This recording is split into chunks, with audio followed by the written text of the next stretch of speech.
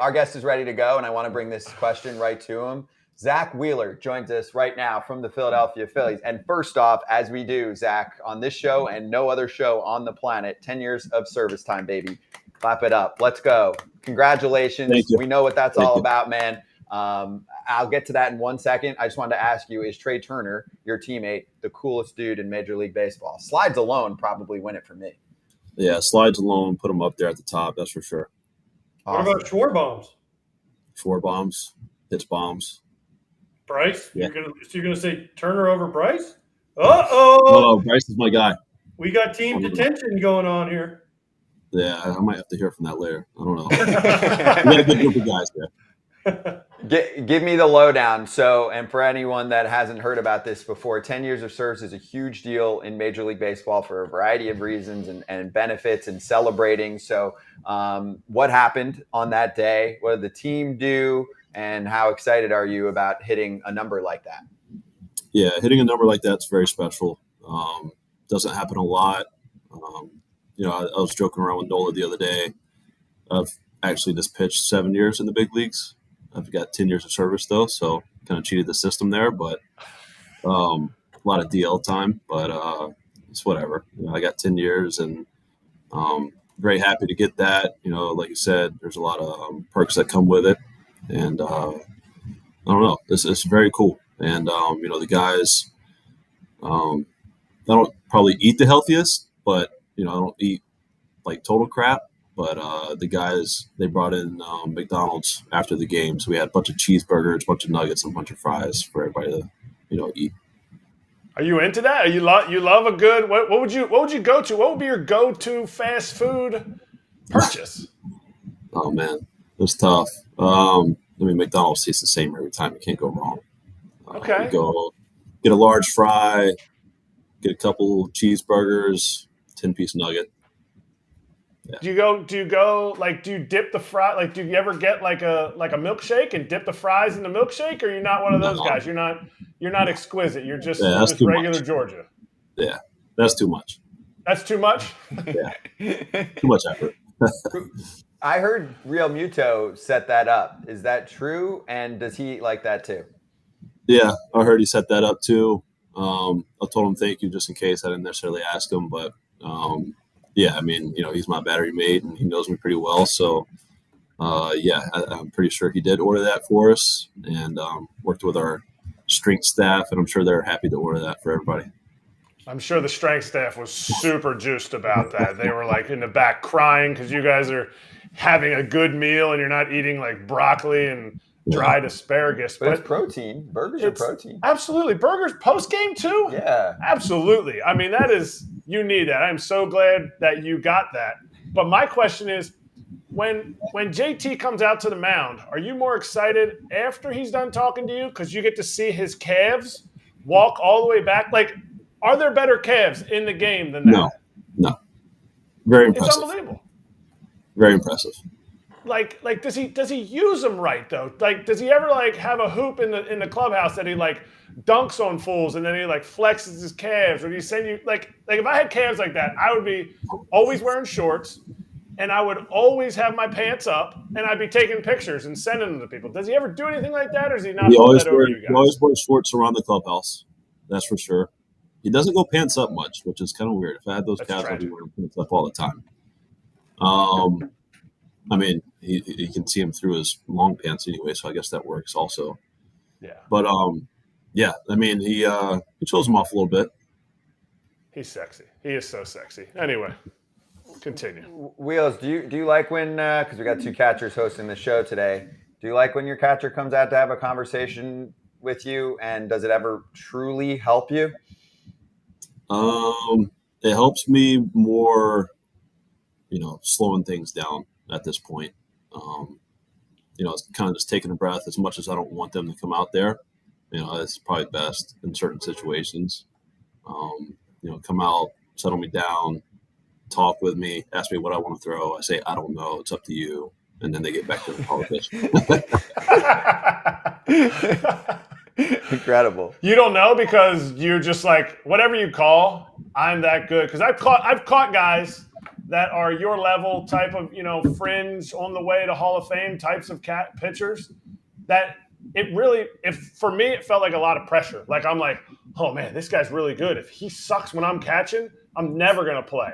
But then you have stuff. So are you saying that you don't need to shake off because you believe in your stuff that much, or because you believe in JT that much? I believe in JT that much, or Stubby. I just don't shake in general that much. Going back to even my Mets days, I just never really shook all that much. I trust my catchers. I see how much JT studies before the series, during the series, before the game, and I know he probably knows what he's doing back there, and it's showing at this point in his career. So I trust him, and I just let him call the game. I do read stuff. If I see a swing, or I've seen a highlight of this guy doing something against a certain pitch, or if I watch the game day or two before and I see a guy kind of swinging high, maybe I can sink the ball underneath his bat, like that type of stuff in certain situations. So for the most part, I let them call the game, but I also have the little pitch com thing on my belt if I need it. Zach, let's be honest. You're not shaking off because you can any point can just rear back and go 98 four seam at the top of the zone. Oh, you can't hit it. Oh, here's 99 four seam top of the zone. You can't hit that one either. Oh, I'm not even going to waste time with the slider. I'm going to throw another one 98 at the top of the zone, strike three. So you don't need to shake off. It doesn't matter what JT studies. Let's get serious here as a catcher. Dude, if you could have that weapon, I guess what I'm calling. Hey, throw this one right here and watch this guy punch out on 3 pitches. All right, the guy might foul one off, but we're going at it again. So let's get a little more honesty out of you and just say, hey, I got the weapons. It doesn't matter what I throw. I'm coming to punch you out. Yeah, I mean, it definitely helps. That's for sure. Always relying on the fastball kind of in your back pocket whenever you need it. Like you said, pitching up in the zone, trying to get that swing and miss. But at the same time, at the beginning of the year, the past 2 years, I've been throwing a little slower, and you don't get those swings and misses like that. It's a whole different ball game when you're throwing low 90s compared to mid to high 90s. You just don't get those swings and misses. It's foul balls and contact. So, I kind of learned how to pitch thin and, with a slower velo. So now that it's creeping back up a little bit, I can, just be like, all right, this is my best pitch. Hit it if you can, type thing. Why do you feel like that happens? Do you feel like you sit there and you need something? Kind of walk us through that, but also walk us through what it feels like to be mortal for a little bit, and then now you're getting back. I've been watching your games. I'm about 45 minutes down the road. Like you got that swag back. The pitch is finishing in the zone. So talk us through that. Last year I had shoulder thing coming in the spring training and the flu that kind of held me back. I really didn't have a spring training at all. Kind of just jumped straight into the season and into games. I think I threw like 1 or 2 live BPs before the season even started, and that was basically it.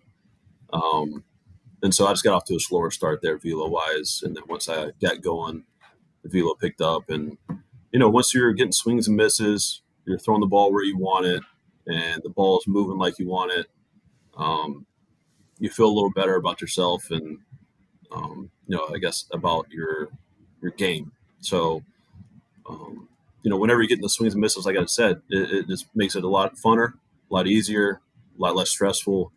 And, I don't know, the game flows a lot better for you. So when that's happening, when you're not pitching well, are you a bad husband, parent, brother? I always ask this because when I sucked, I was like, man, I'm not only sucking on the field, I'm sucking as a person. Or does it not go over to that part of your life? I mean, I'm not happy, but I try to leave it here at the field. That's for sure. I know I'm going to be back out there in 5 more days, so that's going to be my chance to kind of redeem myself. And I know that you're going to have a few bad starts throughout the season. It's going to happen.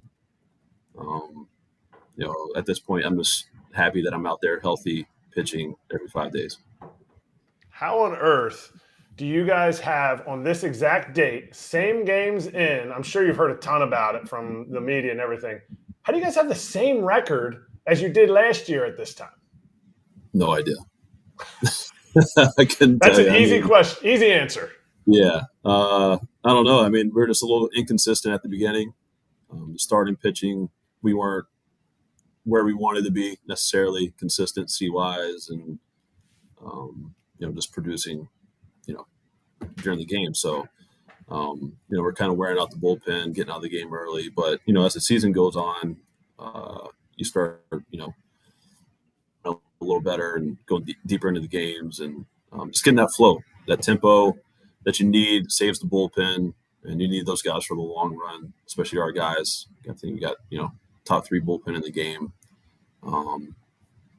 But yeah, I mean, it's just, I don't know. What music's playing post game in the clubhouse?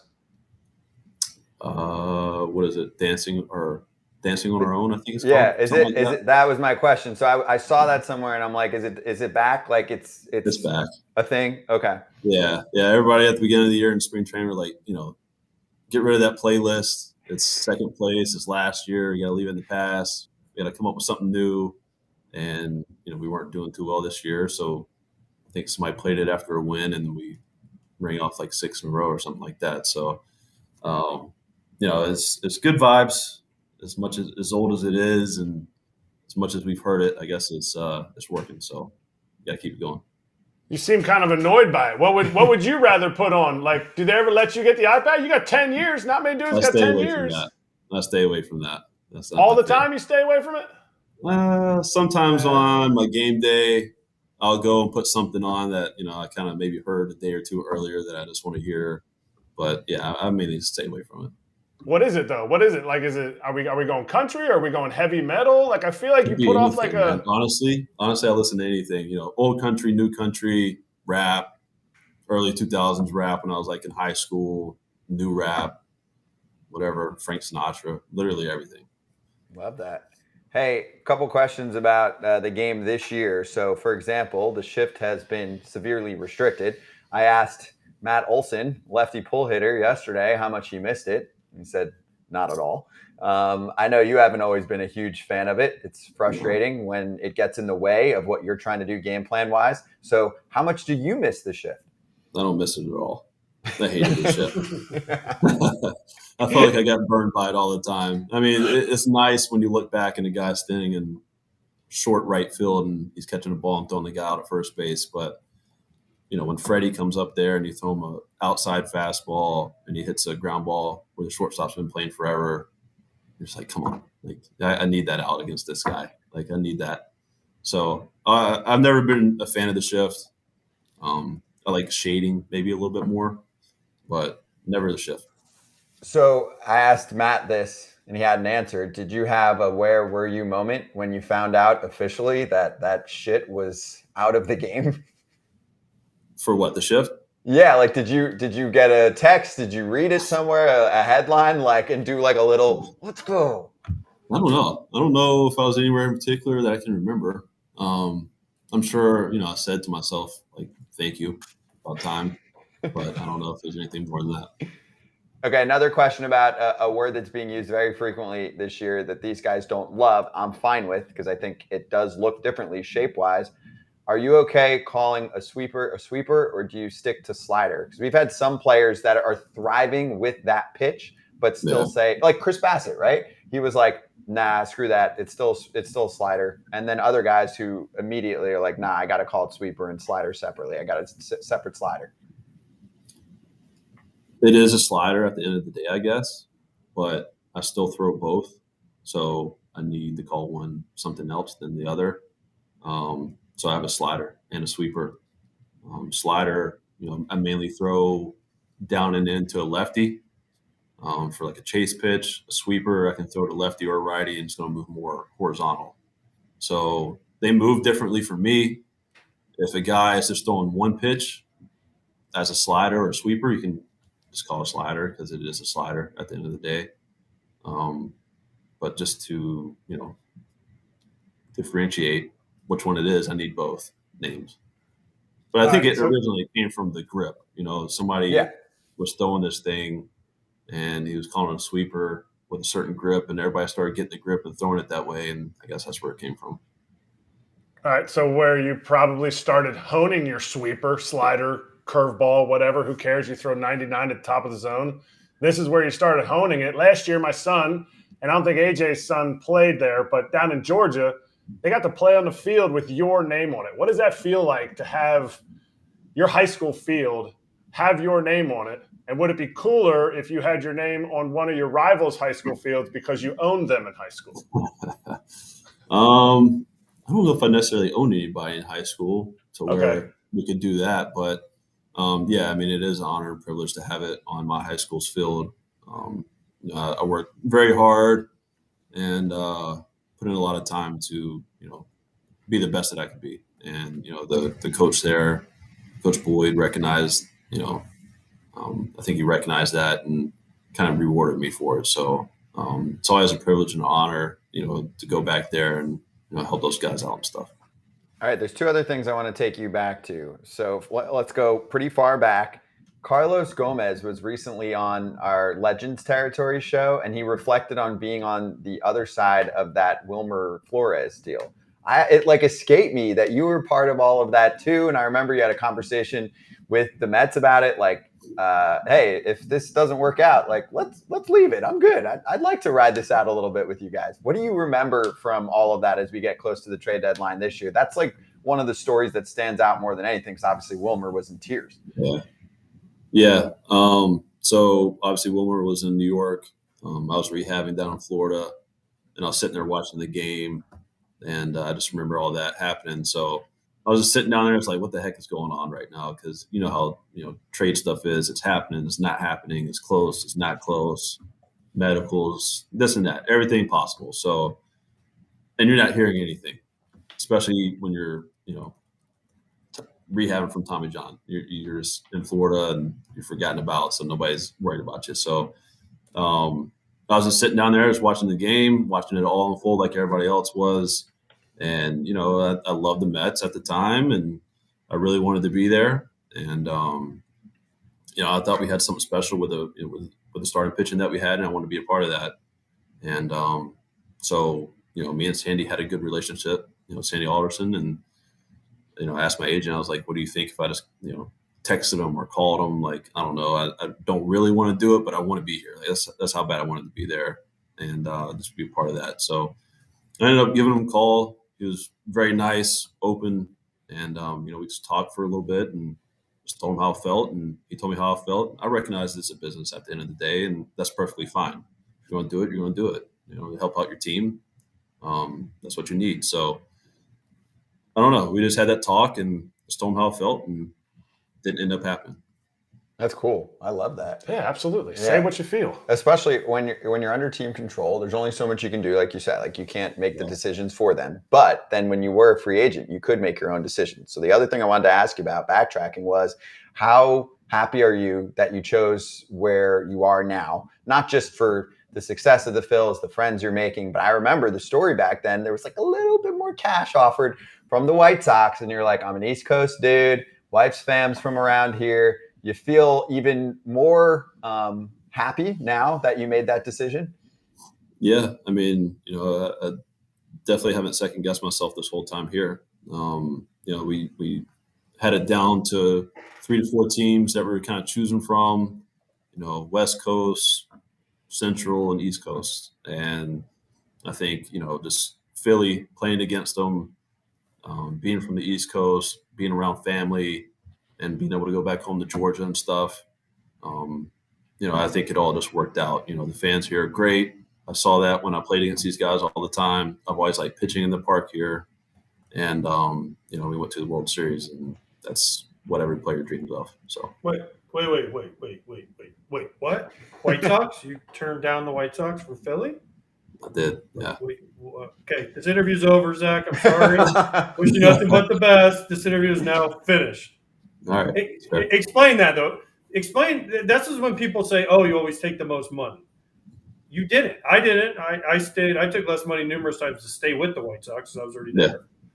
Explain to people why, yes, East Coast, but there are just certain things. Sometimes you're like, I don't want to go far west, or I don't want to go to the White Sox or wherever. It's a personal decision. And I don't think fans understand that all the time, because I remember when I was a free agent, people were like, oh, just sign with the Yankees. I'm like, well, the Yankees might not want me, or the Phillies might not want me, or whoever. Yeah. So explain that a little bit more to people out there, because most casual fans don't get it. Yeah, I mean, it's definitely a process, as you know. The Phillies actually came in really late, and we were already looking at houses in a few different places. And, I think it was Cincinnati and Chicago. We were already looking at houses there, and the Phillies came in late. And I wanted to be on the East Coast at the end of the day, just closer to my wife's family for help, because I knew we were about to start a family, and I could still get to go home to Atlanta 3 times a year. So I think that was the biggest thing for me. If the money was close in those situations, I was going to stay on the East Coast, and it was close enough for me to make that decision for me, and come to Philly. And like I said, I haven't second guessed it one time, signing here. So at the end of the day, I'm happy. But yeah, there is a lot of stuff that goes into it. Love Chicago, love going there all the time. Beautiful city, beautiful ballpark there with the White Sox. I enjoy pitching there when we go. But it's all about family and being comfortable where you're going to be playing for the next 5 years. Last thing on this topic. So then, if you go back a few years, I remember there was the questions asked to John Middleton about you, and he had the boss quote. He was like, if they offered me Babe Ruth, I wouldn't trade Zack Wheeler. We call out owners on this show, like the great ones, and like John Middleton's easy top 3 for me in the game. Dude knows the sport. He puts money into this team. They take care of their fam, their employees, the whole deal, right? We've talked plenty about Oakland and that sham. But how cool was that to see from the guy that signed you? Yeah, I mean, it is cool, but at the end of the day, I would have traded myself in a heartbeat for Babe Ruth. I don't know. I mean, that's no question. No, but, he's great. He, like you said, anything that we need in the clubhouse or family room or anything like that, he's doing it without asking a question. He'll ask how much or how many. He's great. It's been great. He definitely brought that spark into the locker room last year during the playoff run. It was pretty funny, watching him, as a different person as being like an owner.